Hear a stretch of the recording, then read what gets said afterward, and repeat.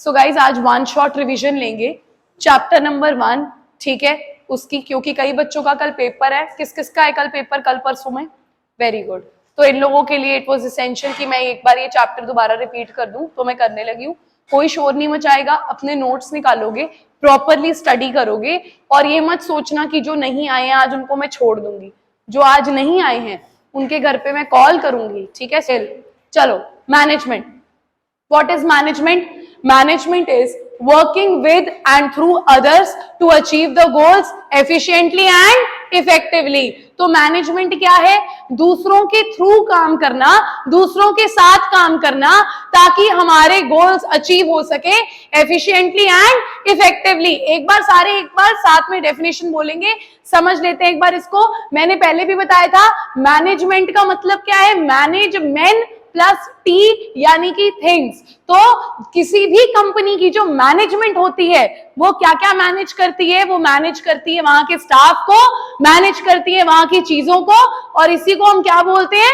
Management. Management is working with and through others to achieve the goals efficiently and effectively.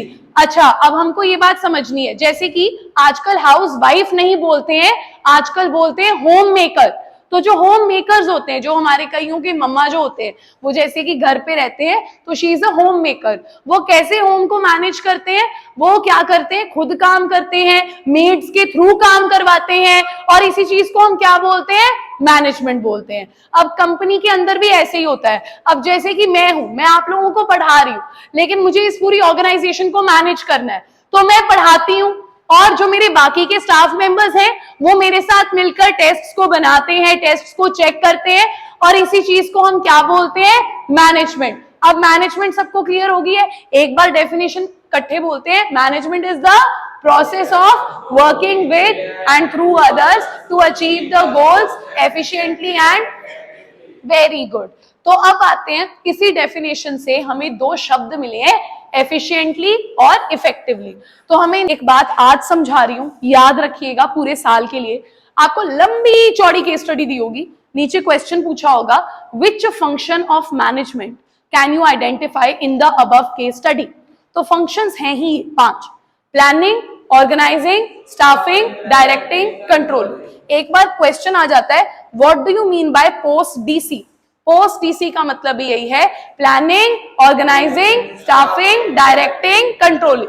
यानी कि यदि future में आप manager बनते हैं, आपको सौभाग्य प्राप्त होता है किसी मैनेजमेंट कंपनी का, किसी कंपनी की मैनेजमेंट का पार्ट बनने का, तो ये 5 काम है जो आप करेंगे। वो कौन से हैं? Planning, organizing, staffing, directing, post DC. तो प्लानिंग क्या होता है? Deciding in advance what is to be done and how it is to be done. Planning माने एडवांस में डिसाइड करना क्या करना है और कैसे करना है। अब एक बार मैंने प्लान बना लिया, मान लीजिए मेरा प्लान है कि मुझे कॉमर्स का ट्यूटोरियल ओपन करना है, तो पहले मैं प्लान करूंगी।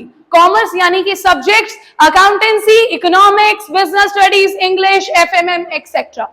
मेरी प्लानिंग हो चुकी है। Next step is organising.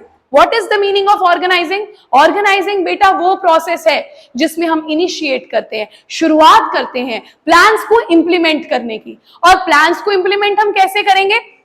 Bye clarifying jobs. मैं पहले जॉब क्लैरिफाई करूंगी, मैं क्या पढ़ाऊंगी, मोहित सर क्या पढ़ाएंगे, कोई और टीचर क्या पढ़ाएगा, क्लैरिफाई कर दिया जॉब। उसके बाद आपको वर्किंग रिलेशनशिप बताना पड़ेगा। मैं अपने काम के लिए मोहित सर को जवाबदार हूं, रिया मैम काम करके मेरे को जवाबदार है, ठीक है। तो उसमें आपको ऑर्गेनाइजिंग में क्या करना है? आपको प्लान्स को इंप्लीमेंट करना है, आपको क्लियर करना है जॉब क्या है, कौन क्या जॉब करेगा, किसका वर्किंग रिलेशनशिप किसके साथ क्या होगा, और आपको रिसोर्सेज भी लगाने पड़ेंगे। ये एसी यहां ना लगा हो, ये कुर्सियां यहां ना लगी हो, क्या आप बैठकर पढ़ सकते हैं? नहीं पढ़ सकते बेटा। तो नेक्स्ट स्टेप है रिसोर्सेस को डिप्लॉय करना, लगाना, तभी हम अपना काम जो है अच्छे से कर पाएंगे। तो पहले मैंने क्या की? प्लानिंग। फिर मैंने क्या करी? ऑर्गेनाइजिंग। ऑर्गेनाइजिंग समझ में आया मेरे बच्चों को कि मैंने बताना है कौन क्या क्या काम करेगा, और मेरे को रिसोर्सेज लगाने हैं, अपना काम ऑर्गेनाइज करना है, कैसे मेरे को करना है। ऑर्गेनाइजिंग भी हो गई। अब नेक्स्ट स्टेप है स्टाफिंग। स्टाफिंग की simple definition, simplest of all होती है, putting the right person on the right job. सही इंसान को, सही व्यक्ति को सही काम करने के लिए देना ही क्या है? स्टाफिंग। अब मुझे कोई मैथ्स पढ़ाने के लिए बोल देगा तो सारे बच्चे फेल हो जाएंगे, क्योंकि मैं मैथ्स में 0 हूं, ठीक है? क्यों? अब क्या लिखा रहा है? फिर बैटरी स्टोरेज फुल होगी। 1.5 लाख रुपए next week lecture recorder. Storage है सर, स्टोरेज सर ऐसे ही होता है सर। क्या करना पड़ेगा? बैटरी है यार, बैटरी है। फॉर्मेट हो गया सही, आ गई मैं। आप घर पे कर देना ना सर, ठीक है? सो गाइस हम आगे स्टाफिंग मैंने बता दिया था, putting the right person on the right job. उसके बाद होता है डायरेक्टिंग। मूवी में जैसे मूवी जब शुरू होती है, डायरेक्टर क्या बोलता है? एक्शन। कंपनी के अंदर भी काम कब शुरू होता है? जब हमारा मैनेजर डायरेक्शन देता है। मैं आ जाऊं काम पे, ठीक है? मैंने बोला कल से ना आप मैनेजर आओगे मेरे कंपनी में, एक मैम आ जाएंगी और एक हितेन सर आ जाएंगे। आ गए दोनों, मैं अपना पढ़ा रही हूँ, मैंने इन दोनों को बुला लिया, मैं अपनी क्लास पढ़ा रही हूँ। मैं क्या काम देखो, कहते देखें क्या? मैं क्या खुद देखो, कहते पर देखना क्या है, करना क्या है? तो डायरेक्टिंग क्या होता है? इंस्ट्रक्ट करना, गाइड करना। फिर उसके बाद देखो आजकल क्या होता है, बंदा ऐसे हो जाता है थोड़ा बहुत काम करके, हम थक गए। मोटिवेट करना पड़ता है बंदे को, लीड करना पड़ता है लोगों को, ठीक है? ताकि कम्युनिकेशन करनी पड़ती है, ताकि ऑर्गेनाइजेशन में काम चलता रहे, ठीक है? टेस्ट हुए, टेस्ट पड़े हैं, अटेंडेंस रजिस्टर है, मैंने बोला आप आ जाइए कल से काम पे, मैनेज कर लीजिए, लेकिन मैंने आके कुछ बताया नहीं, तो क्या कोई काम हो पाएगा? जब तक मैं उनको इंस्ट्रक्ट नहीं करती, गाइड नहीं करती, लीड नहीं करती, मोटिवेट नहीं करती, तब तक काम कैसे चलेगा? तो ये क्या हो गया? ये 4 क्लियर। लास्ट आ गया कंट्रोलिंग। कंट्रोलिंग होता है कि कंपेयर करना है स्टैंडर्ड परफॉर्मेंस को, एक्चुअल परफॉर्मेंस को स्टैंडर्ड परफॉर्मेंस के साथ, गलतियां निकालनी है, करेक्टिव एक्शन लेना है, ताकि फ्यूचर में जो हमारी परफॉर्मेंस है वो एकदम धमाकेदार हो सके। आप लोगों ने जी सैटरडे को टेस्ट दिया, आप में से मैक्सिमम बच्चे यही गलती कर रहे हो। आप लोग क्या करते हो? आते हो, सैटरडे को टेस्ट देते हो, उसके बाद वो सैटरडे का टेस्ट गया, कचरे के डब्बे में नहीं लिया, ट्यूटोरियल से नहीं उठाया, हमको नहीं लेना, ठीक है? आपको पता कैसे चलेगा कि गलतियां क्या की हैं? कंट्रोलिंग में हम क्या करते हैं? कंपेयर करते हैं एक्चुअल परफॉर्मेंस को स्टैंडर्ड परफॉर्मेंस के साथ, फिर अपनी गलतियां फाइंड आउट करते हैं, फिर करेक्टिव एक्शन लेते हैं, ताकि हमारी फ्यूचर की परफॉर्मेंस क्या हो सके? इंप्रूव हो सके। कनिष्का ने अपना टेस्ट देखकर आइडेंटिफाई कर लिया कि मैम मेरे को केस स्टडीज की आइडेंटिफिकेशन में मुश्किल होती है। वो आई, उसने एक्स्ट्रा टाइम लगाया, केस स्टडीज के ऊपर मेहनत करी। वो क्या कर रही है? वो कंट्रोलिंग कर रही है। उसने अपना इवैल्यूएट किया एक्चुअल को स्टैंडर्ड के साथ, गलतियां निकाली, गलतियां फाइंड आउट की, क्या लिया? Corrective action. क्या इंप्रूव हो जाएगी? Future performance. यही क्या है? अब आपको ये प्रोसेसेस क्लियर हो गए, यानी कि केस स्टडी में अब आपको कोई भी प्रोसेस अगर आ गया आप आइडेंटिफाई कर पाओगे। शाबाश, आगे बढ़ते हैं। लेवल्स के लिए मैं ऑलरेडी एक बात बोल चुकी हूं, लेवल्स को पहचानना है नाम से नहीं समझ आता तो काम से। ये हैक याद रखो, पेपर में बहुत आसानी होगी। सबसे पहले टॉप लेवल के क्या नाम होते हैं? CEO, COO, chairman, president, vice president, ये होते हैं इनके नाम। तो अब इनके काम क्या होते हैं वो देखते हैं। या तो केस स्टडी में सीधा लिखा आ गया कि Kavish is the CEO of ABC company, तो आपका आइडेंटिफाई हो गया ये कौन सा लेवल है राजे? Top level. लेकिन यदि अगर आपको ये नहीं समझ में आ रहा तो आप कैसे करोगे? लिखा ही नहीं हुआ, कविश का जो डेजिग्नेशन है, जिस पोस्ट पे वो है, वो नहीं मेंशन्ड है, तो आप देखोगे कविश क्या काम कर रहा है। नंबर 1, क्या कविश दूसरे डिपार्टमेंट्स के काम को कोऑर्डिनेट कर रहा है? क्या वो कंपनी की सर्वाइवल और वेलफेयर के लिए प्लान्स बना रहा है? क्या वो आसपास के बिजनेस एनवायरनमेंट में होने वाली चीजों को एनालाइज करते हुए उसका क्या असर कंपनी में पड़ेगा वो देख रहा है?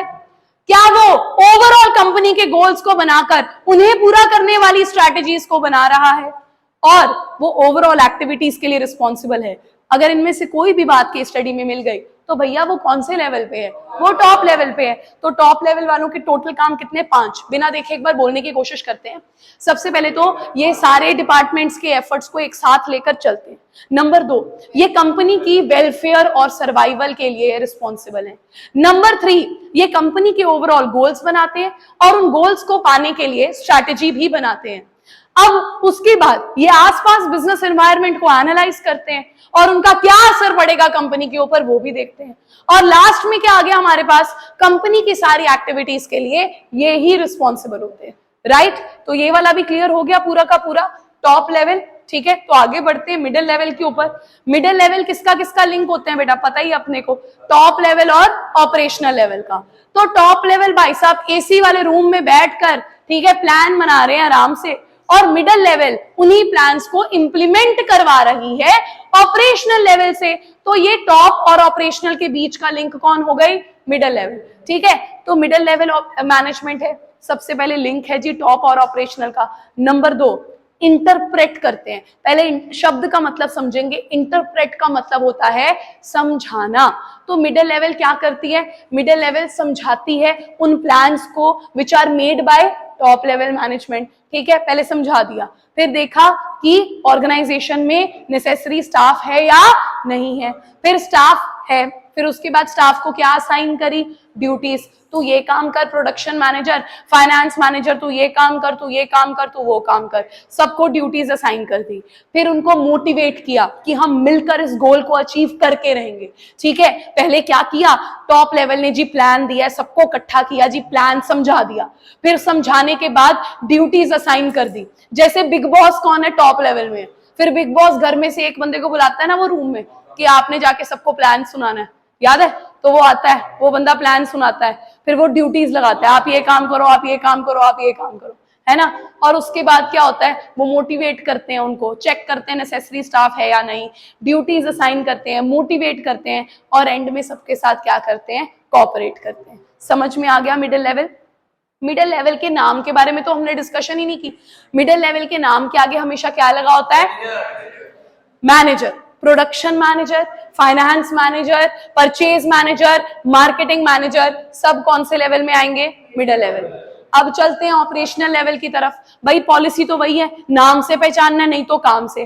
तो टॉप लेवल वालों के नाम क्या थे, CEO, COO, chairman, president, vice president. Middle level के नाम के तो आगे लगाई क्या हुआ है, मैनेजर। अब ऑपरेशनल लेवल वाले कौन से होते हैं, जिनके नाम होते हैं फोरमैन, सुपरवाइजर, सुपरिंटेंडेंट एक्सेट्रा। अब इनके क्या फंक्शंस है, नंबर 1, ये वर्कर्स के एफर्ट्स को देखते हैं कि वर्कर्स मतलब धूप में धूल मिट्टी में खड़े होकर वर्कर्स को इंस्ट्रक्शंस देते हैं कि ऐसे काम करो, ऐसे काम करो, ऐसे काम करो। फिर उसके बाद नंबर 2, इनके एफर्ट के कारण ही गोल अचीव हो पाता है। यार अब आप एक बात सोचो, टॉप लेवल ने एसी में बैठकर प्लान बना लिया, मिडिल लेवल आई प्लान समझा के चली गई, अब वर्कर कल्ले बैठे हुए फैक्ट्री में कितना काम कर लेंगे, ये कितने डिसिप्लिन से काम कर लेंगे, नहीं कर पाएंगे। उनके सर पे कौन चाहिए, operational level management. Operational level management पहले तो देखती है वो काम ढंग से करें। नंबर 2, उनके थ्रू वेस्टेज कम से कम हो, ये मेक श्योर करते हैं। सेफ्टी स्टैंडर्ड्स को मेंटेन करते हैं कि सब काम सेफली हो, मशीन्स वगैरह सब सेफली चले, वर्कर्स की सेफ्टी इंश्योर करते हैं। तो ये हो